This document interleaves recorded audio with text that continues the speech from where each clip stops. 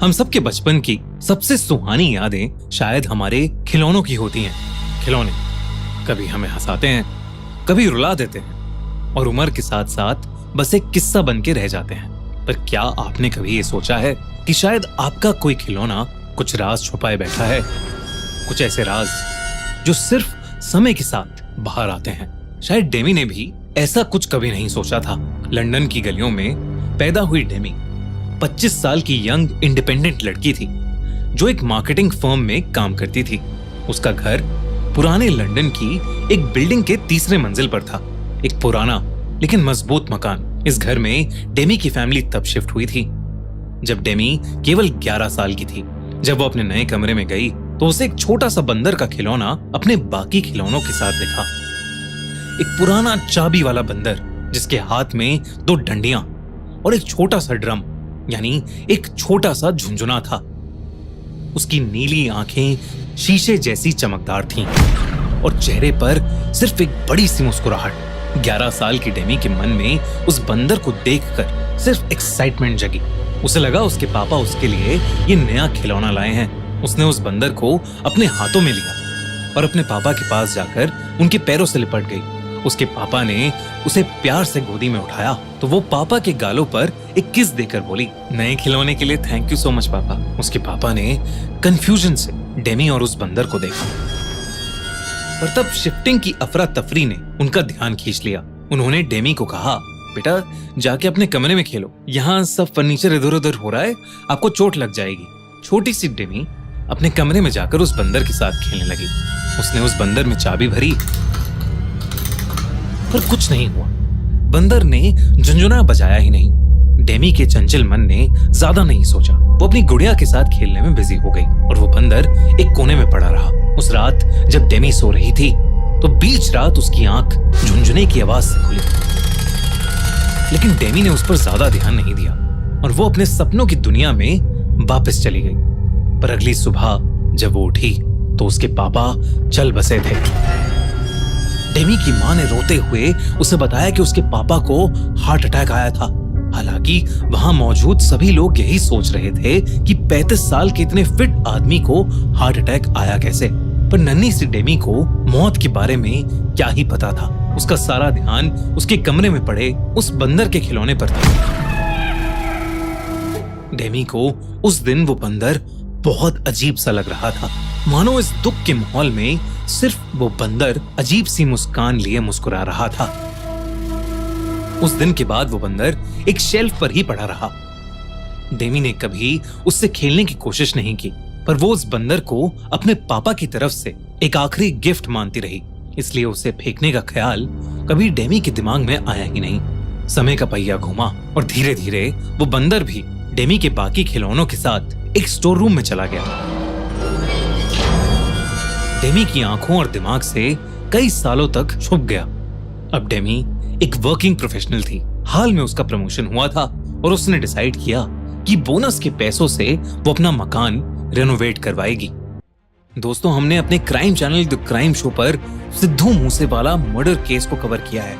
अगर आप सिद्धू के फैन थे या अगर आपको जानना है कि एक्चुअली में सिद्धू मूसेवाला केस में क्या हुआ था तो इस वीडियो के बाद हमारी उस वीडियो को देखना मत भूलना। लिंक पिन कमेंट और डिस्क्रिप्शन में। रेनोवेशन शुरू होने से पहले डेमी की मां ने सोचा कि घर का सारा पुराना सामान फेंक देना चाहिए और स्टोर रूम साफ करने की जिम्मेदारी आई डेमी पर। जब वो स्टोर रूम साफ कर रही थी तो उसके हाथ लगा उसके खिलौनों का पुराना कार्टन। कार्टन के अंदर सबसे नीचे छुपा हुआ था उस बंदर का खिलौना। जैसे ही उसने उस बंदर को उठाया, एक ठंडा सा झटका उसके हाथों से दिमाग तक पहुंच गया। बंदर का वो खिलौना ठंडा पड़ा था, जैसे किसी ने अभी अभी उसे बर्फ से निकाला हो। डेमी उसे देखकर हैरान थी। उसकी सारी पुरानी यादें वापस आ रही थीं। तभी अचानक उस बंदर के हाथ से झुंझुना बज उठा। सेम के डेमी के हाथ से वो बंदर छूट गया। ज्यादा ना सोचते हुए डेमी ने उसे वापस कार्टन में रखा और अपनी माँ से कहा कि इस कार्टन को उनकी मेड के बच्चों को दे दें, बच्चे खेल लेंगे उन खिलौनों से। लेकिन तभी डेमी का फोन बजा। उसकी बेस्ट फ्रेंड सिमोन का एक्सीडेंट हो गया था। डेमी सब कुछ वैसे ही छोड़कर हॉस्पिटल भागी। सिमोन कोमा में थी और डॉक्टर्स ने उम्मीद छोड़ दी थी। ये सुनकर डेमी का दिल सुन पड़ गया था। उस रात जब वो हॉस्पिटल से वापस आई तो उसके बेड के पास वही बंदर पड़ा था,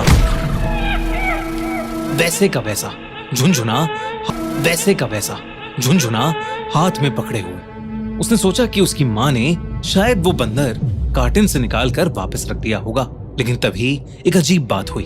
उसकी माँ ने उस बंदर को देखा और पूछा, ये बंदर कहाँ से मिला तुझे? मैंने तो इसे सालों पहले फेंक दिया था। बिल्कुल अच्छा नहीं लगता ये खिलौना मुझे।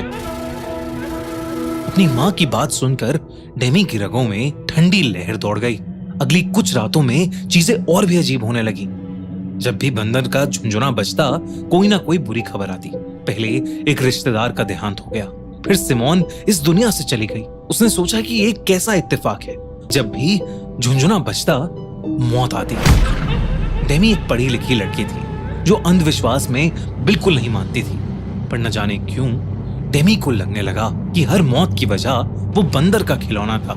डेमी ने हर तरीके से इससे छुटकारा पाने की कोशिश की। उसने बंदर को जलाने की कोशिश की, पर आग नहीं लगी।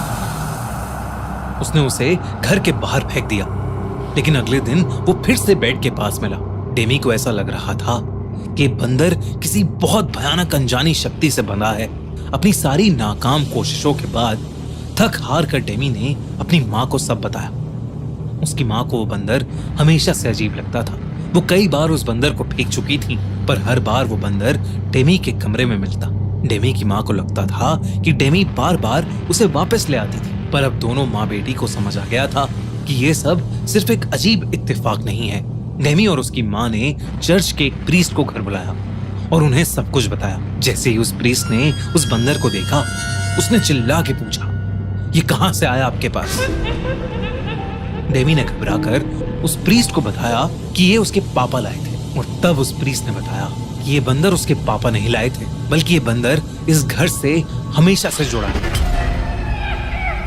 और ये बंदर कोई आम खिलौना नहीं है, बल्कि एक ऐसा खिलौना है जो भयानक रूप से श्रापित है और उस पर एक शैतान का वास है।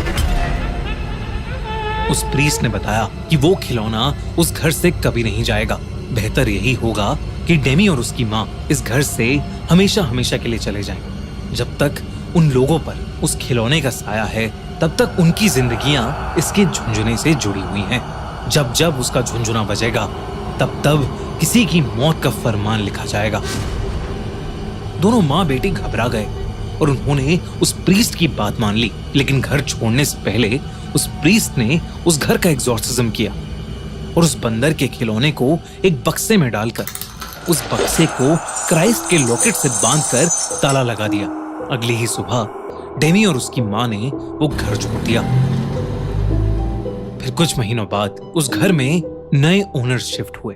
उनका एक 8 साल का बेटा था, जिसे अपने कमरे में फिर से वही बंदर का खिलौना मिला, और वो इस बार भी वैसे ही झुनझुना बजा रहा था।